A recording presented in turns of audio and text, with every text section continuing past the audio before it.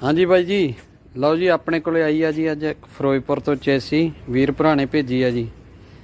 By जी कहते सी आपां नवीं पाउणी है जी, ते पर लो हुण आपां इहनूं करदे जी तैयार, ते आपां इस नूं बिल्कुल नवीं बना देंगे जी। देखो चेक करो जी, करते हैं रेडी इहनूं जी। हाँ जी बाई जी, लो जी हो गई तैयार फिरोजपुर वाले भरावां दी चैसी हो गई रेडी। ओके जमा तकले वांगू जी, करो चेक ओके दियां रिपोर्टां।